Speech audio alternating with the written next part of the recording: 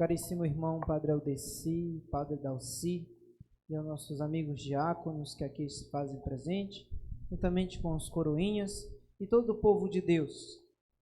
Quero iniciar esta homilia refletindo com vocês a importância da cruz para nós cristãos. Quando nós fazíamos a procissão de entrada, eu me emocionei novamente, como se eu estivesse sendo novamente ordenado, porque cantava-se uma música que andou comigo em toda a minha jornada vocacional, toda a minha vida de juventude, que é justamente no peito eu levo uma cruz e no coração o que diz Jesus, né? E enquanto estávamos em procissão, eu olhava para a cruz e pensava comigo que nós seres humanos, nós não merecemos que um Deus tão grande viesse nos resgatar. Tem uma música também que fala justamente disso, uma música de adoração da Vida Reluz que diz: como pode um Deus tão grande vir só por amor? Só por amor acontece isso. E de fato, não precisa não, tá? Obrigado.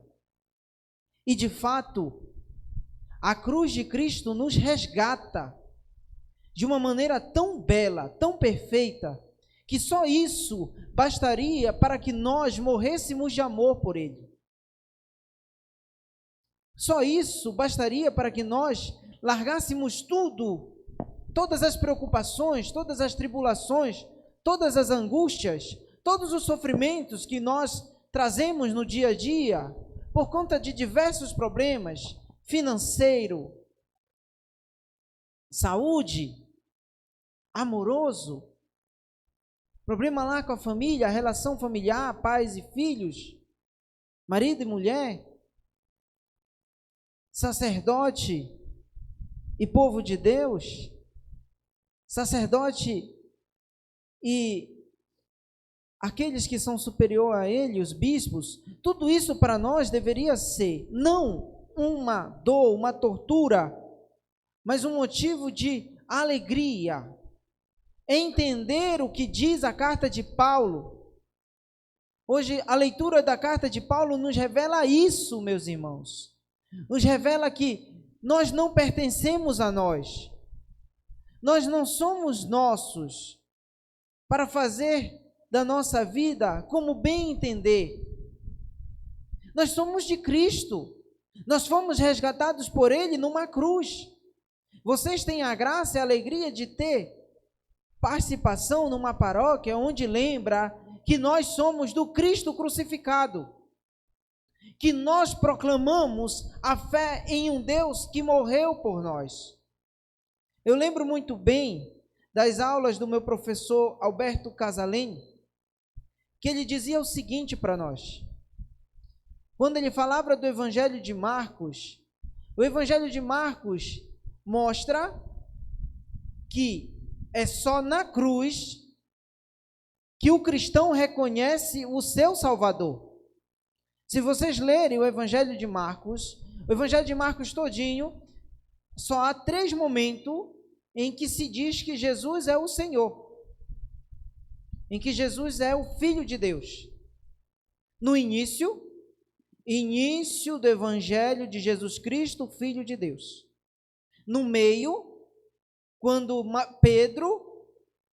Jesus pergunta: quem dizes homens ser o Filho do Homem? E depois pergunta para eles, para os apóstolos: e vós, quem dizeis que eu sou? E Pedro declara: tu és o Filho de Deus.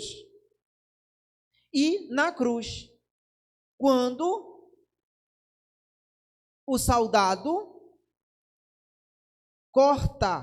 atravessa o coração de Jesus e sai de lá sangue e água, nasce a igreja. Da cruz de Cristo nasce a igreja. E ele diz: verdadeiramente esse é o Filho de Deus. para nos ensinar o seguinte, que nós não somos simplesmente os cristãos que acreditam num curandeiro. Nós não acreditamos num curandeiro. Jesus não é um curandeiro que vai curar as nossas feridas, que vai curar os meus problemas emocionais, que vai curar o meu problema financeiro. O cristão não deve se contentar com um Cristo curandeiro.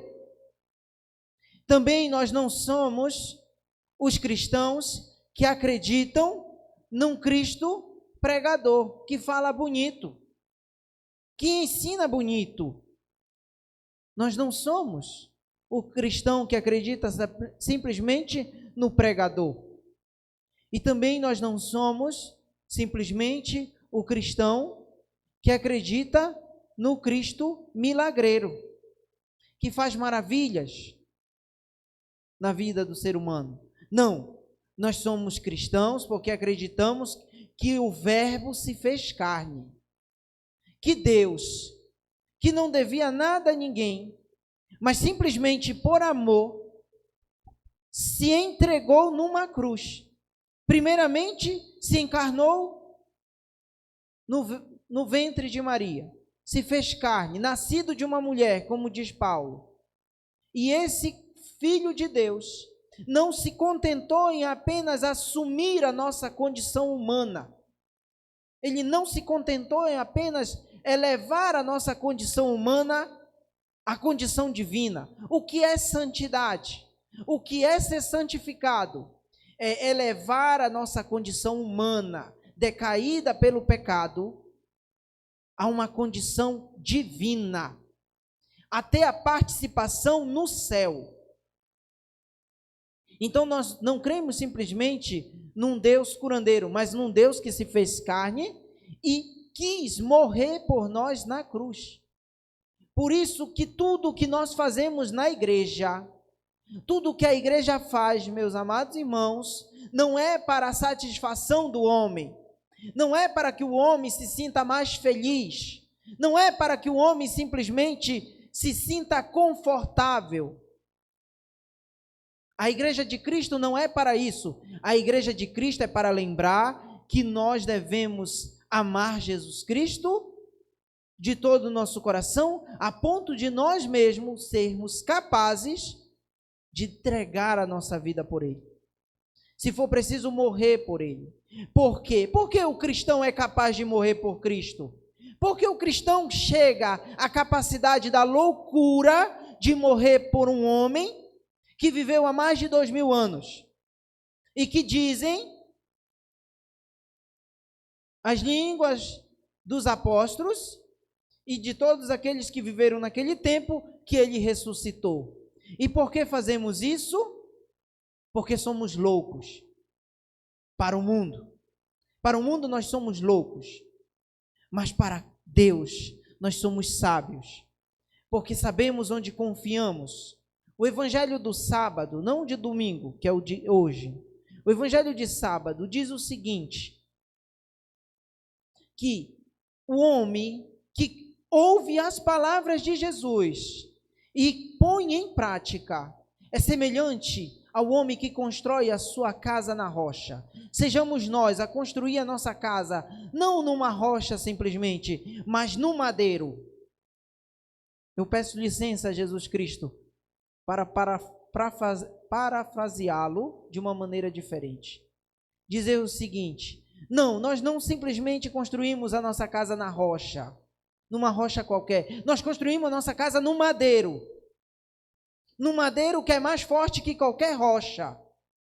Porque sustenta a fé do homem. Eleva o homem à condição divina. Faz o homem ser verdadeiramente feliz. Por quê? Olha a loucura de Paulo, por exemplo.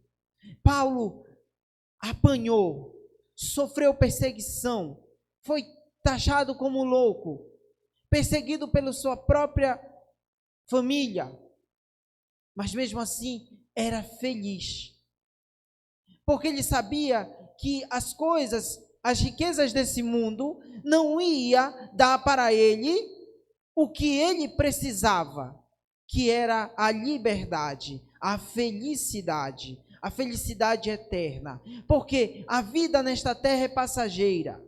Eu costumo dizer para as pessoas: amado irmão, amada irmã, você já sofre demais nessa terra, então sofra com inteligência, sofra segurado, apegado, abraçado, colado na cruz de Cristo. Porque se você sofrer colado na cruz de Cristo, se você sofrer abraçado na cruz de Cristo, você vai continuar sofrendo sim. Porque esse mundo é um mundo de dor e sofrimento. Mas, quando você adormecer no seu último dia desta terra, e não mais acordar aqui, mas abrir os olhos e contemplar Jesus, Ele vai olhar para ti e dizer: bendito filho de meu Pai, porque tu foste meu amigo até o fim. Tu foste capaz de renunciar à tua vida por causa de mim. Então vem participar da minha alegria, vem participar da minha felicidade. Mas Padre Lucas quer dizer que agora é só desgraça mesmo, é? Que a gente não vai sorrir nunca? Não, meus irmãos, não é isso. Porque o reino de Deus, ele é uma construção que se faz no tempo, mas passa o tempo. Então, se o reino de Deus se faz no tempo, quer dizer que enquanto nós aqui estamos, devemos viver o reino de Deus. Não completamente, não se iludir achando que o reino de Deus é definitivamente aqui. Mas saber que aqui nós sim teremos uns momentos de alegria, de felicidade, porque o reino de Deus está no meio de nós, porque o reino de Deus é o próprio Cristo, fazendo-se presente na Eucaristia, fazendo-se presente no povo de Deus reunido em oração, fazendo-se presente no sorriso de uma criança quando vê seus pais chegando em casa. O reino de Deus se faz presente dessa maneira. Então nós sim temos felicidade nessa terra, mas não nos contentamos com essa felicidade passageira. Desejemos ainda mais. Seja você como um empreendedor. O que é o empreendedor? Vocês sabem o que é o empreendedor? O empreendedor é aquele que vê o futuro, que tem uma perspectiva de futuro. Ele agora não tem quase nada, tem ali os recursos limitados. Nós somos assim, nós temos os recursos limitados, como diz Paulo, agora eu vejo como por um espelho. E sabe por que Paulo dizia que via como por um espelho? Porque o espelho no tempo de Paulo não é como o nosso espelho não, que nós nos olhamos e nos exibimos, e fazemos caretas, e nos maquiamos, né, mulheres? E fazemos beicinho e tiramos a foto. Não, o espelho de Paulo era uma prata, era algo prateado, que se via sim, mas não claramente. E aqui na terra somos desse jeito. Nós vemos as maravilhas de Deus ainda como por espelho, ainda embaçado, ainda com muita dúvida, ainda com muita falta de fé. Mas no céu veremos como Ele nos vê, veremos face a face, o contemplaremos na sua beleza mais bela. Mas enquanto vivemos nesta terra, caminhemos ainda meio que às cegas, mas sabendo que existe um guia, uma guia que nos conduz a Jesus, que é a cruz. Toda vez que você se sentir triste, decepcionado, arrasado com o mundo, lembra que tu és filho de Deus, lembra que tu és irmão de Jesus, e se Jesus sofreu, tu não és mais bonito do que ele, tu não és maior que o mestre, então tu sofrerás também, tu passarás por momentos de dificuldade, mas lembra que depois de tanta dor e sofrimento, nós temos as glórias, nós temos a felicidade. O testemunho só é bonito depois que se passa por uma grande provação. E eu não posso deixar de falar do Evangelho. Não existe uma maneira maior e mais bela de exercer o cristianismo do que o perdão. Para concluir, eu vou contar a história para vocês que é um fato real. Talvez vocês já tenham até visto essa história nas redes sociais por aí. Eu achei incrível, achei bonito. De que um psicopata é uma pessoa que não tem sentimento. Ela não mostra sorrisos, não mostra carinho, não tem choro, não tem emoção com aquela pessoa. E um psicopata matou uma grande quantidade de pessoas, fez uma chacina. E todo mundo ia lá no julgamento dessa pessoa e jogava toda a sua revolta e dor, que é normal. Imagine alguém matar o seu filho, alguém que você ama. Ele jogava, todo aquele povo jogava a dor em cima daquela pessoa e ele fazia cara de deboche. Para ele, nada importava o choro, o desespero, a dor daquelas pessoas. Porque era uma doença, a doença que ele tinha, a psicopatia, e para ele pouco importava. Só que chegou um homem que era cristão e começou a falar para aquele homem, disse para ele: você fez eu praticar o mandamento mais pesado que o meu mestre deixou. Você está fazendo eu praticar o mandamento mais doloroso que o Senhor deixou. Nós, às vezes, falamos do perdão, mas nós falamos assim meio que à distância, sabe? Porque nós não gostamos muito do perdão. Nós proclamamos o perdão, rezamos o Pai Nosso, vamos na Santa Missa, confessamos, mas sabe, o perdão às vezes para nós é meio que deixado de lado. E aquele homem dizia para ele justamente isso: você fez eu praticar o ato mais doloroso que Jesus deixou, que foi o perdão. Perdoar aquelas pessoas que me odeiam, que me perseguem. Não foi isso que Jesus disse? Perdoai aqueles que vos perseguem. Se vocês perdoam somente aquele que vos amam, que diferença tem? Vocês não são mais do que os pagãos nesse sentido. E ele disse: então eu te perdoo. E enquanto ele falava isso, um milagre acontecia na vida daquele homem, que talvez morreu, eu não acompanhei o fim da história, mas aquele homem que não fazia caras e bocas de nada, chorou, porque viu a graça de Deus na vida dele por meio do perdão. Então, amados irmãos, quando Jesus diz que nós devemos perdoar os nossos irmãos, perdoar aquelas pessoas que nos perseguem, perdoar aquelas pessoas que estão fazendo mal para nós, isso é muito sério. Só entra no céu quem perdoa. Se você não é capaz de perdoar, você não vai entrar no céu. Você pode participar de muitas missas, você pode rezar vários terços, mas se você não for capaz de perdoar, você não entra no céu. Temos que perdoar, temos que ser capazes de perdoar. Perdoai-vos uns aos outros. O evangelho todo fala de perdão. A cruz é prova de perdão.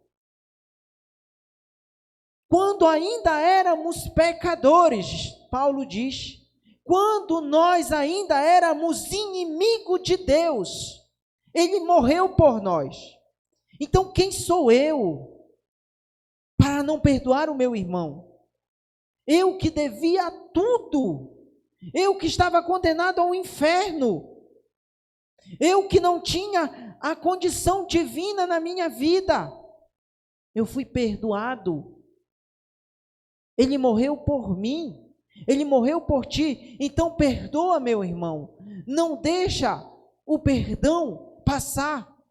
E se você também, hoje, se ainda hoje você não consegue perdoar, ou alguém pediu perdão e você não deu o perdão, Perdoa, meu irmão. Perdoa. Que a graça de Cristo possa entrar na tua vida hoje.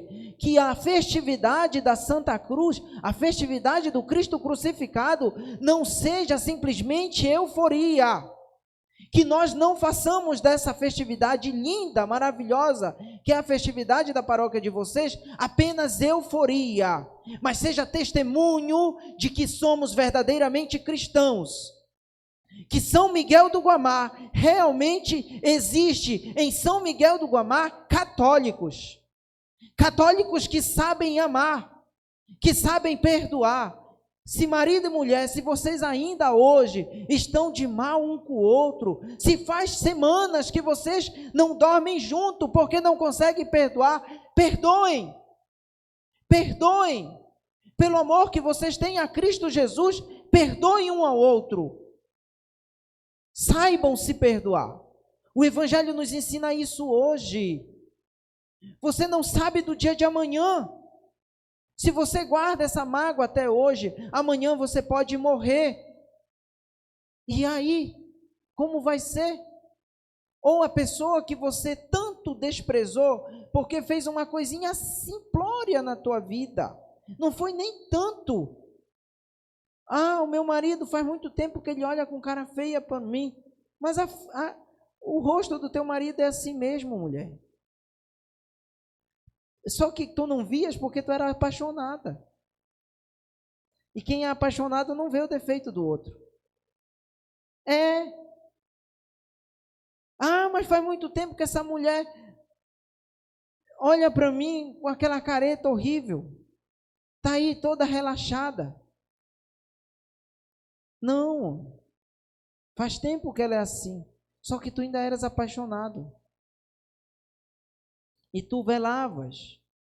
Volta a te apaixonar, que aí passa. Vocês têm que se apaixonar mais um pelo outro.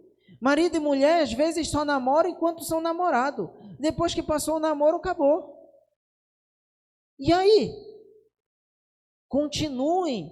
Mas, padre, eu já tenho 65 anos e a minha esposa já está lá para os 70. E namoro é para a vida toda. O namoro é, sabe o quê? Homem e mulher, mesmo com os seus 60, 70 anos, andarem de mão dadas na praça, trocarem carinho, porque vocês não têm que simplesmente apreciar a beleza física, mas a beleza da história de vocês, de como vocês chegaram até ali, de como vocês foram capazes de suportar os espinhos uns dos outros. Eu costumo dizer isso para as pessoas, que é uma frase do livro O Pequeno Príncipe. Para se apreciar o cheiro das rosas, nós temos que suportar alguns espinhos, não é verdade? E os espinhos que nós suportamos uns dos outros é a capacidade do perdão. Então, estamos entendidos, meus irmãos? Minhas irmãs, estamos entendidos? Vocês são o grupo das mulheres, das mães que choram pelos filhos, é? Acho que choram, né? Choram orando. Os filhos de vocês estão aqui? Nenhum? Tá? Levantem a mão aí as mães que choram pelos filhos. Aí, vamos lá. Agora, dessas mães que levantaram, cadê os filhos? Levantem as mãos os filhos aí. Olha, não deem tanto trabalho para a mãe de vocês. Rezem com elas. Sejam protagonistas da vida de santidade. E mulheres, é brincadeira, tá? Mas eu sei que vocês choram também. Continue perseverando. Continue rezando. Orem pelos vossos filhos, orem pelos vossos maridos. Tenham como exemplo Santa Mônica. Tenham como exemplo Nossa Senhora Salete, que nos ensina que é por meio da oração e das lágrimas também que alcançamos as graças de Cristo. Por meio das lágrimas também. Paulo, escrevendo, diz para a igreja de Coríntios: escrevi por meio de lágrimas. por meio de lágrimas, porque era muito desgosto, ó. Eu fico imaginando como Paulo ia escrever para nós hoje. Era cada chute, era cada tapa. Mas, amados irmãos e irmãs, confiança no Senhor e perseverança na vida de oração, que um dia alcançaremos todos juntos o céu, que tanto precisamos e de fato desejamos com o nosso coração. Louvado seja o nome de nosso Senhor Jesus Cristo. Para sempre seja louvado.